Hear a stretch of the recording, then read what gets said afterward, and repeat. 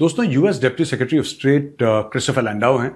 तो राइजीना डायलॉग्स आपको पता है चल रहा है, और राइजीना डायलॉग्स में ये आए और वहां पे कुछ इन्होंने बातें बोली हैं। अच्छा, ये सिर्फ डोनाल्ड ट्रंप की बात नहीं, एक सच है ये। और सच ये है कि चाइना जो इतना बड़ा देश बना है, दुनिया की सेकंड लार्जेस्ट इकोनॉमी बनी है, आज से 40-50 साल पहले चाइना में भूख से लोग मरते थे, फैमिन होते थे, चाइना में भूखमरी होती थी, अकाल पड़ता था चाइना में, और चाइना बहुत बहुत ज्यादा गरीब था। फिर आउटसोर्सिंग हुई और चाइना ने उसका भरपूर फायदा उठाया। अमेरिकन को चाहिए थे सस्ते माइक्रोवेव ओवन, सस्ती वॉशिंग मशीन, सस्ती गाड़ियां, सस्ती साइकिल, घर के काम, साबुन, तेल, ये सब सस्ता चाहिए था अमेरिकन को। और अमेरिकन ने ये सोचा यार कि हम तो अमेरिकन हैं, हमारा काम थोड़ा ना ये सब घटिया चीजें बनाना, हम टॉप टेक्नोलॉजी पे काम करेंगे, कटिंग एज पे काम करेंगे। आज भी एआई सबसे आगे किसकी? अमेरिकन की, क्योंकि American spend that kind of money in technology. वो रिसर्च एंड डेवलपमेंट पर जबरदस्त पैसा खर्च करते हैं। उनकी यूनिवर्सिटीज टॉप क्लास यूनिवर्सिटीज हैं दुनिया की, some of the best universities are in the US. तो ये बात तो है।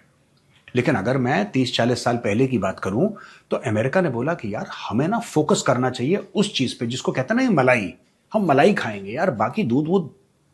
अब हुआ ये कि मलाई खाने के चक्कर में सारा दूध इन्होंने दे दिया चाइना को। चाइना को ट्रांसफर ऑफ टेक्नोलॉजी करी दोस्तों, चाइना को मशीनरी भेजी, चाइना को पैसे दिए, चाइनीज को ट्रेनिंग दी, और इस लेवल पे अमेरिकन और यूरोपियंस ने चाइना को बोल्स्टर अप करा, इस लेवल पे चाइना की मदद करी, इस लेवल पे ट्रांसफर ऑफ टेक्नोलॉजी हुई कि चाइना का जो इकोनॉमिक फ्यूचर था वो ब्राइट हो गया। और चाइनीज वैसे मेहनती कौम है, इसमें कोई डाउट नहीं, they very very hard working, exceptionally hard working. तो चाइनीज ने सारी टेक्नोलॉजी ली and they became the factory of the world. लगे 30-40 साल, लेकिन चाइना ने कर दिया चाइना ने। आज की तारीख में चाइना में अलग अलग शहर हैं। एक शहर है जो कि सिर्फ खिलौनों के नाम पे फेमस है, उधर खिलौने बनते हैं, वो दुनिया भर में खिलौने एक्सपोर्ट करते हैं। कोई एक शहर है जहां पे सिर्फ फर्नीचर बन रहा है, तो सिर्फ फर्नीचर ही एक्सपोर्ट। एक शहर है जहां पे सिर्फ गाड़ियां बन रही है, कार्स। एक मोटरसाइकिल का शहर है, एक साइकिल का शहर है। एक शहर है जहां पे सिर्फ इलेक्ट्रॉनिक्स बन रही है, टीवी है और वॉशिंग मशीन है और माइक्रोवेव। तो ऐसे चाइना ने स्पेशलिस्ट शहर खोले। लेकिन ये आया कहां से? ये सब आया यूनाइटेड स्टेट्स ऑफ अमेरिका से, क्योंकि अमेरिका ने बोला कि हमें सस्ता माइक्रोवेव चाहिए। अब ये जो खुजली थी सस्ते माइक्रोवेव की और सस्ती वॉशिंग मशीन की, ये चाइना ने पूरी करी। आज की तारीख में क्रिस्टोफर लैंडाउ दिल्ली में खड़े होकर क्या बोल रहा है? दिल्ली में खड़े होकर यह बोल रहा है कि साहब, जो गलती हमने चाइना के साथ करी वो गलती हम भारत के साथ नहीं करेंगे। दोस्तों, काफी इंडियंस ने बोला कि यार this is a very insulting statement. नहीं, आप इसको ना उस सेंस में मत देखिए। हम लोग बात कर रहे थे चाइना +1 की, मैंने भी चाइना +1 की बात करी क्योंकि चाइना +1 डिस्कस होता था। देखिए ना वो क्या कह रहे हैं। एक जमाने में जो बाइडेन के टाइम पे अमेरिका की क्या पॉलिसी थी? अमेरिका की यह पॉलिसी थी कि चाइना से फैक्ट्री हटा के हम भारत लेकर आएंगे। ये बात होती थी ना आज से दो साल पहले, 1.5 साल पहले, कि चाइना से फैक्ट्रीज जो हैं वो हटेंगी, भारत आएंगी। और हुआ भी ऐसे। एप्पल की मैन्युफैक्चरिंग अब ज्यादातर भारत में हो रही है। अरबों डॉलर का एप्पल भारत बना के यूएस भेजता है, यूरोप भेजता है। दुनिया भर में एप्पल जो है वो ज्यादातर भारत में बनते हैं। ये बात सही है। एप्पल के फोन्स की बात मैं कर रहा हूं, करेक्ट?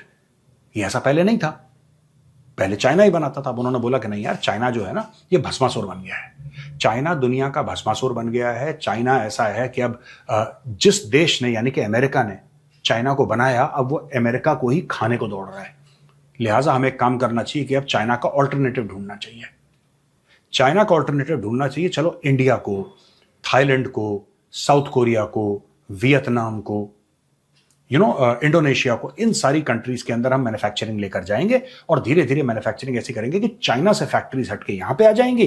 तो लिहाजा चाइना का जो पावर है, इकोनॉमिक पावर, वो कम हो जाएगा, क्योंकि इकोनॉमिक पावर उसका एक्सपोर्ट पे है। भाई चाइना माल बनाता है हमारी दी टेक्नोलॉजी से और हमें ही बेचता है और हम उसको डॉलर देते हैं, जिससे चाइना चौधरी बन रखा है, अपनी फौजें तैयार कर रहा है, आंखें दिखाता है हमें।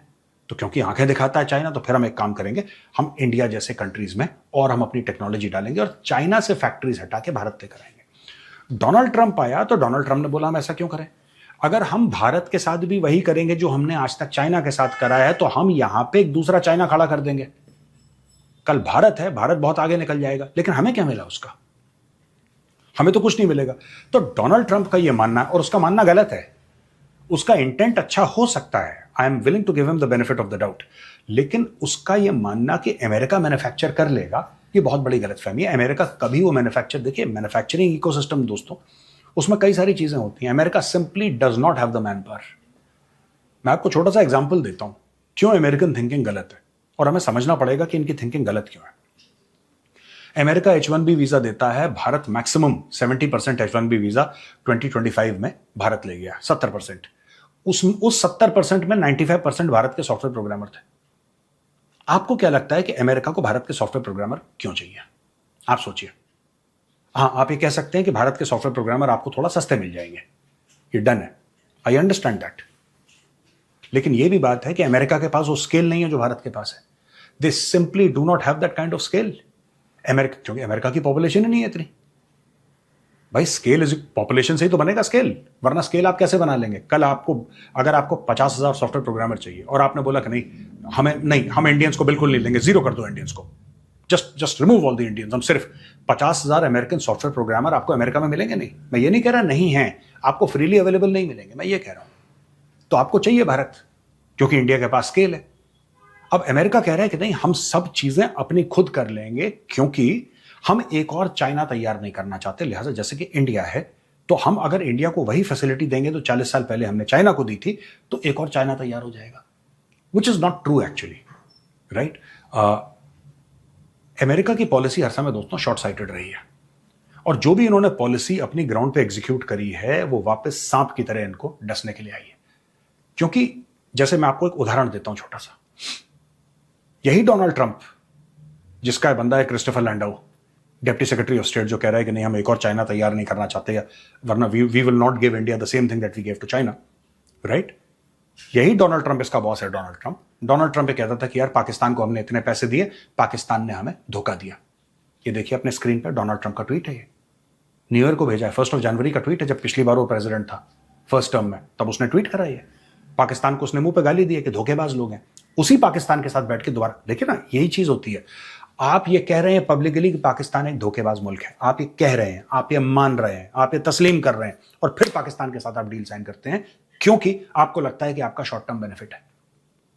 और यही भारत कहता है, जब अमेरिका कहता है कि यार तुम हमसे फाइटर जेट खरीदो, भारत कहता है नहीं यार, हम तुमसे बाकी हेलीकॉप्टर खरीद लेंगे, ट्रांसपोर्ट एयरक्राफ्ट खरीद लेंगे, बाकी सारी चीजें खरीदेंगे, फाइटर जेट नहीं खरीदेंगे।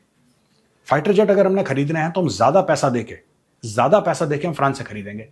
लिहाजा भारत 114 राफेल खरीद लेता है। आप समझ रहे हैं ना?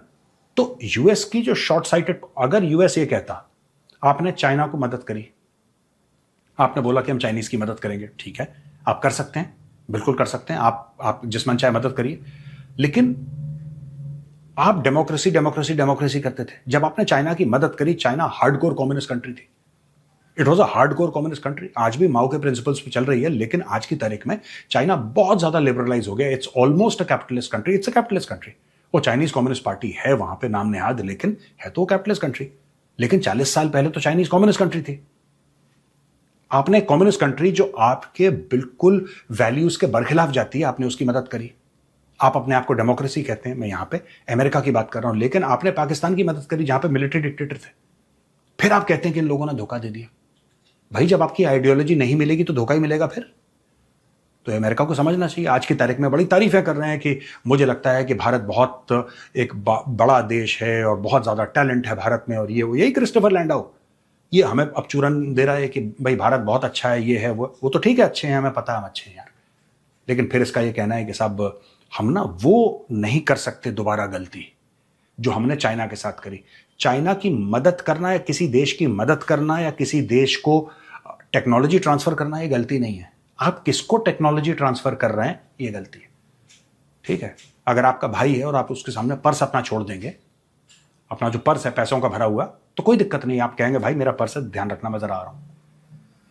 लेकिन अगर आप किसी चोर के सामने वो पर्स छोड़ देंगे, फिर आप बोलेंगे चोरी हो गया, तो ये आपकी गलती है, वो आपकी गलती है। तो आपको आइडियोलॉजिकल अलाइनमेंट देखनी चाहिए, आप किस देश के साथ हाथ मिला रहे हैं। ये कभी देखा नहीं भाई लोगों ने। अब ये क्रिप कर रहे हैं कि यार भारत भी वैसे ही हो जाएगा जैसे चाइना हो जाएगा। Nonsensical stuff.